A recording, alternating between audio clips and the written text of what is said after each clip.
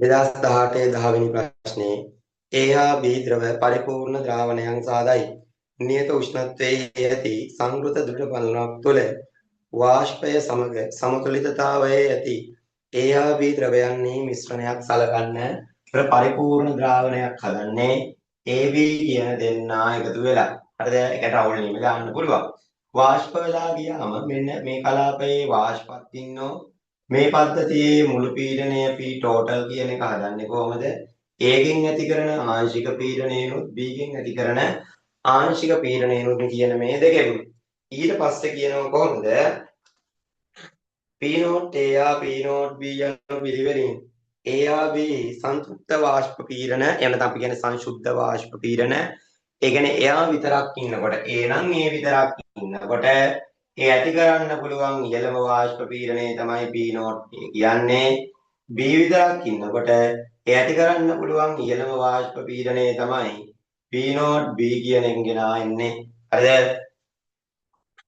එතකොට මෙන්න මේගොල්ලෝගේ සංතෘප්ත වාෂ්ප පීඩන වන අතර බඳුනේ මුළු පීඩනය හා වාෂ්ප කලාපයේ A ගේ මූල භාගය. බලන්න. මුළු පීඩනය P කියලා යා කියනවා. ඊට පස්සේ වාෂ්ප කලාපයේ මේ A ගේ මූල භාගය XA වායු. මේ බලන්නකෝ. දැන් අපි වෙනද දාන්නේ YA YB නේ මෙදාපාර කියනවා. මොකද XA වායු කියලා ගන්නලු A ගේ මූල භාගය. මේ පද්ධතිය සම්බන්ධයෙන් කුමක් නිවැරදි වේද? ඒතර වෙන කිසිම සම්බන්ධයක් දීලා නැහැ. මම දා ගන්නම් ද්‍රව කලාපයක් කෙනා XA කියලා දාන්නම් මූල භාගය. A ගේ B ගේ කෙනා XB කියලා දාන්නම්. ඔය දෙන්න එකතු කරත් එකයි. මේක මොකද මට ඉස්සරහට සංකේත වුණා. මෙතන XA වායු මේක XB වායු ඒ දෙන්න එකතු කරාම ඒ උත්තරේ එකයි. හරිද? අපි වලට වෙනදා YA YB කියලා දාන වායු කලාපේ මූල භාග තමයි මේ දීලා තියෙන්නේ. ඒතරවල දැන් මේකට රවුල් නියමයේ ලියන්න කියොත් කොහොමද වෙන්නේ? PA සමානයි P naught A වරක් ද්‍රව කලාපයේ මූල භාගය. කොහොමනේ? PB සමානයි P naught B වරක් ද්‍රව කලාපයේ මූල භාගය. මේ රවුල් කතා කරන්නේ ද්‍රව පද්ධති ගැන. ඒ නිසා දාන්නේ ද්‍රව කලාපයේ මූල භාගය. ඊට පස්සේ මේකටම දාන්න පුළුවන් ඩෝල්ටන් නියම. එතකොට කවුද වෙන්නේ? ඒ හොයන්නෙත් අර ආංශික පීඩනයම තමයි. ඒක සමාන වෙනවා කාටද? P total කියන්නේ මුළු පීඩනය වරක් වායු කලාපයේ මූල භාගය XA වායු. B වලට ලියනවා නම් P total කියන කෙනා වතාවක් XB වායු කලාපයේ මූල භාගය උතනට එන්නේ. හරි නේද? එතකොට මේ පද්ධතිය සම්බන්ධයෙන් මොකක්ද අහනෝනි වෙන්නේ? හොඳට බලන්න දීපු සංකේතවල කොහේවත් XB වායු XA XB ඒ කිසිම දෙයක් නැහැ. තියෙන්නේම මොකද්ද? P naught A P naught B XA වායු ඒ වගේම තමයි P. ඔය ටික තමයි පාවිච්චි කරගන්න තියෙන්නේ. බලමු කොහොමද ඔක පාවිච්චි කරන්නේ කියලා. හරිද? දැන් හිතන්න බලන්න. මේ පද්ධතියේ මුළු පීඩනය ලියන්න පුළුවන් නේ. PA ධන PB. ඔක නේද ගන්නද? අපිට මේක වෙනස් කරගන්න පුළුවන්. කොහොමද? PA කියන එක රවුල් නියමයෙන් P naught A XA කියන්නේ මොකද්ද? ද්‍රව කලාපයේ මූල භාගය. මේවා මම අතින් දාපු සංකේතය XA. හරිද? මේක මොකද්ද වෙන්නේ? P naught B මේක XB. ඒක හරිනේ. එතන ඉතල බලන්න මෙන්න මේකේ මට ඕන මොනා කරගන්නද ක්‍රමයෙන් මෙන්න මේ XA වායු කියන එක දක්වා විතරක් යන්න මේගොල්ලෝ අයින් කළා. එහෙනම් B වායු තියෙන එක මහා වදයක්නේ. ඒතර ඔයාලා දන්නව මොකද්ද? XA ධන XB ද්‍රව කලාපේ මූල භාග දෙක එකතු කරාම උතන එකයි. ඒකින් ටික එකතු කරාම එක නිසා මම B අයින් කරගන්නම් මෙන්න මෙහෙම. P naught A XA ධන P naught B XB වෙනුවට ලියන්නම් එක ඍණ XA කියලා. එක ඍණ XA කියලා ලියන්න. දැන් හරි ඔක්කොම XA ලියන්න. දැන් ක්‍රමයක් කල්පනා කරන්න XA වලින් XA වායු වලට යන්නේ කොහොමද කියලා. මෙහෙම කරොත් හරියන්නේ නැද්ද? XA නේ තියෙන්නේ ද්‍රව කලාපේ. එතකොට ඔයාලට මේකට රවුල් නියමය දැම්මොත් XA උත්තර කළා අන්න PA සහ P naught A වලින් උත්තර ගන්න පුළුවන්. උත්තරය ඇතුලේ P naught A තිබුණාට කමක් නැහැනේ. PA තියෙන එකනේ අවුල. ඊළඟට PA වෙනුවට ලියන්න පුළුවන් මෙන්න මේ කොටස. XA වායු සහ P. ඔච්චරයි කතාව. වැඩේ තියෙන්නේ මේකේ තියෙන හින්න තඩි ප්‍රකාශ සුළු කිරීමක් වෙනවා ඉතින්. මොකද්ද කරේ? මම බැලුවා B වැඩක් නැහැ. ඒක නිසා XB අයින් කරගන්න අන්න ඒ වෙනුවට මොකද්ද කරේ? එකරිනේ XA දැම්මා. ඒ ආවේ ද්‍රව කලාපේ මූල භාග. දැන් මම කල්පනා කරනවා ද්‍රව කලාපේ මූල භාග නෙමෙයි වායු කලාපේ ඕන. එහෙම කියලා මොකද මෙතන නිකන් G ලියන්න බෑනේ. මම මෙන්න මේ ලියාගත්තු එකෙන් බැලුවා XA උක්ත කරගත්තා නම් PA සහ P0 A වලින් උත්තරේ. ඒ පාර උත්තර ටික දිහා බැලුවම කොහෙවත් PA නෑ. PA වෙනකොට ඩෝල්ටන් නියමයෙන් මේක ලියන්න වැඩේ හරියනවා. හරිද? බලමු කරලා. මේ තැන් දෙකේම ආදේශ කරන්නත් පුළුවන්. එහෙම නැත්නම් මේක පොඩ්ඩක් මෙහෙම උත්ත කරගෙන ආදේශ කරන්නත් පුළුවන්. උත්ත කියන්නේ මේ XA එක දැනකට අරගෙන P0 B XA කොහොමනේ මේකේ මේ P0 B කොහොම තියෙන්න අරින්න. මෙන්න මේ දෙන්නගෙන් XA එළියට ගත්තොත් P0 A ඍණ P0 B වාරයක් මොකද්ද වෙන්නේ මේක XA. හරිද? ඒ ටික හරිනේ. කොනටක් ගාලා වීඩියෝ එක නවත්තලා ලියා ගන්න. මම උර ටික මකනවා. එක චුට්ටක් තියන්න නැත්නම් ඕන වෙන නිසා. හරිද? දැන් මොකද කරගන්නේ? ඊට පස්සේ මෙන්න මේ XA වෙනුවට මම ආදේශ කරනවා. කොහමද? කවුරු නිසාද? මෙන්න මෙයා නිසා. මොකද්ද? PA සමානයි P0 AXA නිසා අන්න මම ආදේශ කරනවා මෙතන P සමානයි P0 B ධන මෙතන P0 A ඍණ P0 B XA වෙනකොට ලියන්න PA බෙදීම P0 A PA බෙදීම P0 A හරිද? ඒකත් හරි. දැන් මේ ටික ඕනේ දැන් මොකද කරන්නේ? PA වෙනුවට ආදේශ කරන්න ඩෝල්ටන් නියමය මොකද්ද? PA සමානයි P total කියන කෙනා වරක් අන්න වායු කලාපයේ මූල භාගය අන්න දැන් එනවා කොහොමද? P සමානයි P0 B ධන P0 A ඍණ P0 B PA වෙනුවට දානවා P වරක් XA වායු බෙදීම P0 A අන්න ඔහොමයි ඔන්න ඕක එන්නේ. right.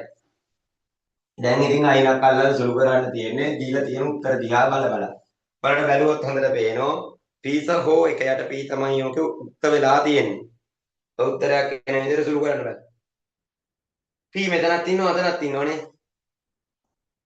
P ඉන්න බල ඔක්කොම එක පැත්තට ගන්න. හරිද? එහෙම කරමුකෝ. P සමානයි මේක P0 B මෙතනත් P ඉන්නවනේ. මම එහෙම කරන්න. හරිද? P නේ එක පැත්තක තනි වෙන්න ඕනේ. ඒ නිසා මෙයා අර පැත්තට ගන්න. එයා මේ පැත්තට ගත්තාම ඉන්නේ මේ ධන පදයේ ඍණ පදයක් වෙලා. එතකොට එන්නේ P0 A ඍණ P0 B මෙතන P වාරයක් XA වායු බෙදීම P0 A මෙතන ඉතුරු වෙනව කවුද? P0 B කියන කෙනා. මේක මේ පැත්තට දැම්මට පස්සේ මෙන්න මෙයා ඉතුරු වෙනවා. නේද?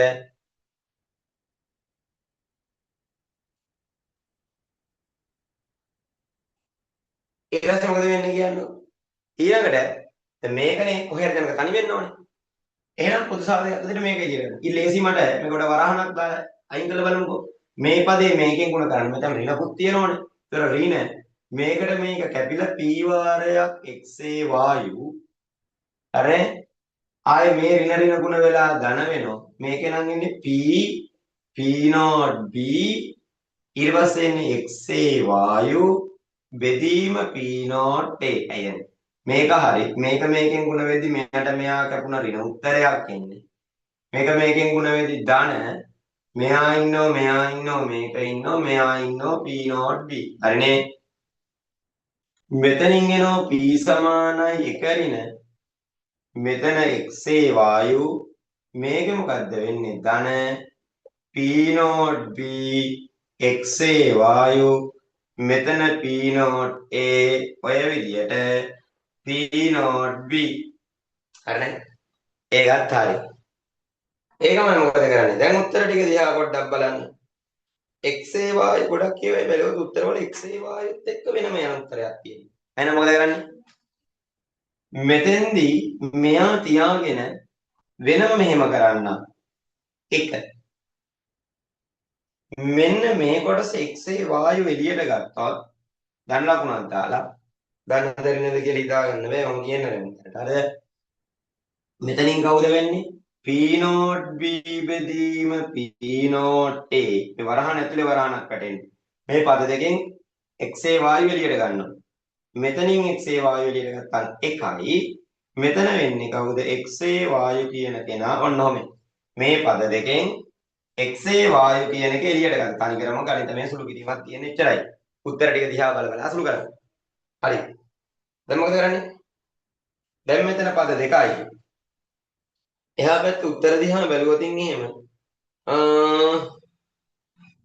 එක යට ඒවා ගොඩක් තියෙන නිසා ඒ පැත්තෙන් ඉඳලා මෙහෙම කරමු. ඔක්කොම පද p not a ගෙන් ගුණ කරන්න. ඔක්කොම පද p not a ගෙන් ගුණ කරොත් මෙතන එනවා p සමානයි. මෙතන මොකක්ද දෙන්නේ? මේ පදේ ගුණ වෙද්දී p not a මේකෙන් මෙතන පොදු හරයක් ගන්න ඊට කලින්. මෙතකොට එනවා මොකද? p not b ඍණ p not a වරක් x වායු මේ ඉරයට එතකොට පොදු සාධකයක් එන්නේ p not a නේ. ඒකෙන් ගුණ වුණාම p not b වරක් p not a කියන එක එනවා. හරි. ඊට පස්සේ මේ වගේ වෙලාවක් આવොත් මේක තියලා අනිත් ගණන් ටික ඉස්සෙල්ලා හදන්න ඕනේ. නැත්නම් වෙලා යනවා. හරිද? ඊළඟට මොකද කරන්නේ? දැන් මෙහෙම කරොත් ඔය තියෙන උත්තරවල තියෙන ඒවා ගොඩක් වෙලාවට එක යට එහෙම තියෙනවනේ. ඒක නිසා මම ඔගේ උඩයට මාරු කරන්නම්. උඩයට මාරු කරොත් එන්නේ එක යට p වරක් p not a ධන p not b ඍණ p not a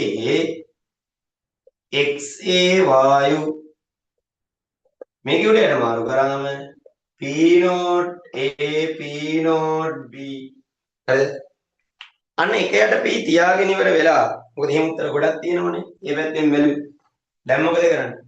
මේක මෙහාට ගුණ කරන්න. එම්ම කියන්න අමාරුයි. ඉතින් එමාම කියලාද එක යට p මේක කොටස විතරක් හරස් ගුණ කරොත් p not a ධන p not b ඍණ p not a වරක් x a වායු බෙදීම p not a p not b ඔහොමයි.